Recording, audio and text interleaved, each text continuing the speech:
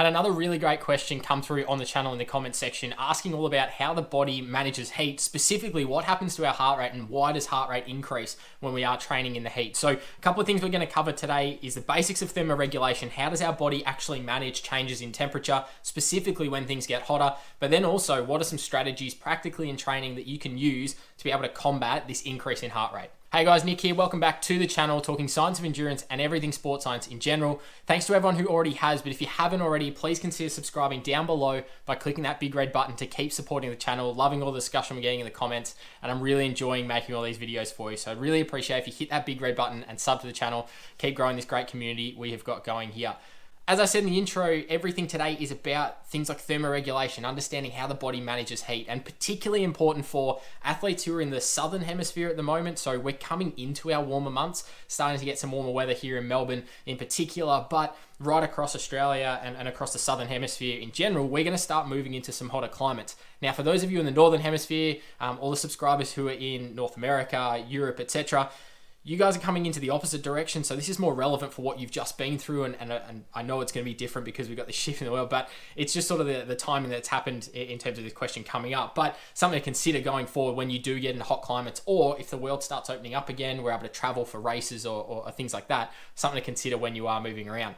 Now, when we're talking about heat, the first thing we have to understand is we have to understand how does the body manage it from a physiological perspective? How do we regulate temperatures in the body? And it comes down to this principle called thermoregulation. And all this means is the body's, internal thermostat, if you like. And we've all got them in our houses that regulate cooling and our air conditioning or our heating units, what temperature the house is. That's basically what the body is doing internally as well. It's regulating, do we need to warm up? Do we need to cool down? Or are we okay, to bring us back to what we call homeostasis? Now, homeostasis seems like a really big term, but essentially all it is being the same or keeping the same, keeping constant, keeping consistent. So the body just likes to be in this normal environment all the time. When we get too hot, what the thermostat within the body tells us is, okay, we need to do some things to cool down here because I don't like operating outside of this normal period, this homeostasis we're talking about. It doesn't like being either side of it. It doesn't like being too cold. It doesn't like being too hot. It's quite picky in terms of it likes to be just right in the middle and sort of perfect all the time. And we have these processes for regulation in terms of things like when we get too much lactic acid in the system, when we're starting to run low on fuels, we try to constantly bring ourselves back to that normal. Body's constantly adjusting. But from a heat perspective, once we sense we're getting a little bit too hot, our core body temperature is increasing, we start to go through some key processes to try and cool ourselves down. Now, the most effective way of cooling our body down, we all know, is sweating. We start to release fluid. But where does that come from? Essentially, where it comes from is that fluid that we see out on our skin, on your forehead, wherever it might be, is coming from the blood in terms of the blood plasma. So blood comes with a couple of components. We've got plasma, red blood cells, white blood cells, and platelets. They're our main four. The plasma is essentially made up of fluid or primarily water. So when we need to cool ourselves down, what we do is we release this water, get the blood up to the surface of the skin. We release this water or blood plasma out through the sweat glands and out onto the outside of the body. What that does is when we release that water onto the surface of the body, you see the little droplets, those evaporate into the air, taking the heat with it. And this is what we call evaporative cooling, essentially. So it's basically our own little air conditioning system. And this is basically what some of your houses might be going through as well in terms of the process, but in a physiological way, this is our way to get heat off the body. It's our most effective because we can get to the skin. As the fluid evaporates and turns to a gas, the heat goes with it and goes out into the atmosphere. And as long as we can keep providing that process, we're going to be able to keep cooling ourselves down. So that's why typically we see really fit elite athletes who are really good aerobically will actually sweat a lot. Is purely from the fact that we produce heat as a byproduct of our aerobic energy system anyway. You go into a warm climate, they're going to be sweating lots, and that's where we can sometimes run into some trouble in terms of fatigue, not necessarily from a heat perspective, but because we're so good at cooling ourselves down and have a really effective system, it's almost working overtime at stages, we are releasing at the end of the day a lot of fluid out of the body, and unless it's being replaced, we start to get into stages of dehydration, and that's really the fatiguing aspect. So when we talk about heat as impacting our performance, heat by itself isn't necessarily the fatiguing factor on a surface level.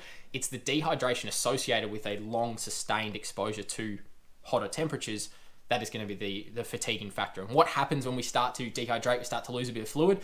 Well, as a result, the blood becomes thicker because now we've lost the primary fluid component and we're left with the solids, red blood cells, white blood cells, and platelets. We've still got plasma in there. There's always going to be some because the body's going to shut down before it releases all of it. but there's not as much anymore. So what we now have is much thicker blood because there's now a higher percentage of solids than fluids in the total blood volume. What does that mean? That means it's harder to pump around the body. A thicker liquid, if you think about the fluid in a drink bottle, water in a drink bottle versus if you've got a really syrupy gel, a sports gel that you're going to take down during a race, what is easier to get down into the system? Well, it's obviously easier to get the water because it's purely fluid, whereas that gel is a little bit more of like that gooey consistency is harder to get down, and it takes you a little bit. You have to get some water with it. So it's the type of things that this is basically what the blood is doing. Thicker blood is harder to move. It becomes this more sort of this thicker, gooier substance rather than this easy flowing fluid with the solids wrapped in and around it. What it does then is it puts an extra strain on the heart to be able to pump a lot more frequently to try and keep pushing this blood around and circulating it. There's also no longer as much blood volume. As I said, we're losing fluid, so there's not as much total blood volume, so we can't get as much out in terms of blood pumped from the heart per beat, so our stroke volume starts to drop. That's another reason why heart rate starts to rise as well. So some of these factors are leading to a heart rate rise, and we can see depending on the lift in temperature and your core body temperature going up, we start to see lifts of 5, maybe even 10 beats per minute. You might even see in extreme cases 15 beats per minute, higher than what you would normally expect at the same intensity. Now this is obviously problematic, and this is where I want to head as I guess the second part of this video is understanding, well, in practice, how can we work around this when we're training or when we're competing in hot climates? What can we do? From a competition perspective, you kind of have to deal with it on race day. You have to keep hydrated as best you can. You just keep putting out the intensity you need to work at. If you have to drop your intensity because it's exceptionally hot, I know in places like Kona for the average athlete racing in Hawaii, some places in Southeast Asia, when you go and race, it's really hot and humid. You have to just kind of deal with it, and you might have to drop your intensity as a result. There are exceptional cases where we have quite high temperatures, but when it's just a little bit warmer than normal, or we're changing seasons, we go from having 15 degrees Celsius days, now we're having 20 degrees Celsius days. That can be enough of a jump to change heart rate for a period until we adjust and adapt and we acclimatize to those new conditions. But ways that we can sort of work around it from a training perspective, because I guess, like I said, in competition, you kind of just have to deal with what is thrown up on race day. You acclimatize the best you can pre-race, but there's not much you can do about it. In terms of, and everyone's in the same boat anyway, in terms of training though, and trying to get I guess, as much stimulus out of our training if you have to train in some warmer climates for whatever reason, or we get to a new season, we get to summer, it's quite hot. There's a few things we can do. Now, from a high intensity perspective, which is where the base of the question and the stem of this video comes from, was asking about things like VO2 intervals. Well, if you're working off heart rate and VO2 intervals, probably not the best method to be using in the first place. As I mentioned in a previous video, I'll link it above and down below in terms of using internal and external measures of training. What I mean by that is internal is something like heart rate measured, I guess, a response to the effort internally, versus like pace or power, which is an external method based on the output that we're putting rather than what's going into it, if that makes sense. So for VO2 intervals, I would still stick to that. I'd still be using some sort of pace or wattage metric to be able to tell you an intensity or an object intensity to work at. That's going to give you the physiological stimulus you need to keep maintaining high intensity efforts. Even same at threshold, we'd still want to be using some sort of external variable like pace, power, whatever it may be. Probably better than heart rate even then would be something like RPE. As much as it's not using any variable at all, it's just going off a self-rating of perceived exertion. I'd rather use that than use heart rate, because like we've sort of, like you'll see, heart rate is such variation in hot temperatures. When we talk about your longer, slower stuff, where we're just talking about building general endurance, maybe like if you're referring to it as like a zone 2, base Ks, whatever you want to call it, long, slow, continuous, that's where we would still work off heart rate. But in that type of session, we're not worried so much for the most part about how fast or how hard we're pushing. It's more about the physiological adaptation of just getting Ks in the legs and building some muscular endurance. So we just want a similar physiological stress on the body. And that's where I would recommend dropping your pace down a little bit to keep your heart rate a little bit more consistent with what you see. For example, if I go out and run, let's say my zone 2 to go out and run long slow is between 145 and 165 beats per minute. I'm just pulling that out. That's probably pretty close to where I'm at, but as an example, if in hot conditions, I'm normally sitting on 160 beats per minute, and that gives me 430 pace, for example, or 445 pace, then what happens in hot conditions? Now I'm sitting on that same pace at 445, but my heart rate's now maybe at 170 beats per minute. What I need to do is drop the pace to get the heart rate back down to that same physiological load, that internal load. That's going to give us a better stimulus from a muscular endurance perspective. It's also not going to completely burn you out, because at the end of the day, these are our sessions that have the big volume, and long exposure in the heat, as I said before, is going to lead to things like dehydration. And that's where, in a training environment, we don't really want to be pushing that too much.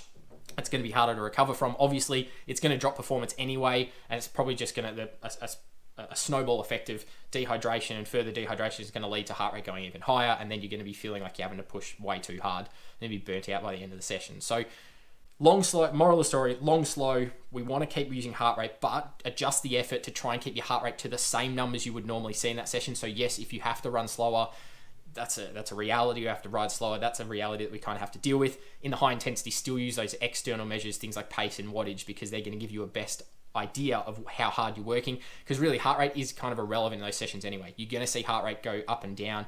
More than likely you're doing interval training, or almost definitely you're doing some sort of interval training, so there's rest periods in there. If your heart rate goes up a little bit high for a period, it's not the end of the world. We're mostly focused on pace, and your body's going to adjust anyway. So hopefully that gives you a bit of an idea about how the body manages increases in temperature, sweating, our process of thermoregulation, but then also some strategies to manage training in the heat specifically to still get the adaptations we want.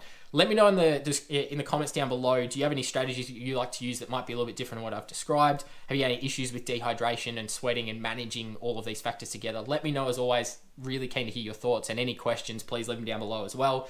As always, please consider subscribing to the channel. Hitting that big red button does mean a lot in terms of supporting the channel and keeping things going, making more videos for you guys. So keep hitting that big red button. Share it with someone who you think might get something out of this video, or might need to know a little bit more, or wants to learn a little bit more about training in the heat as well. Otherwise, that is it for today, and we'll see you in the next one.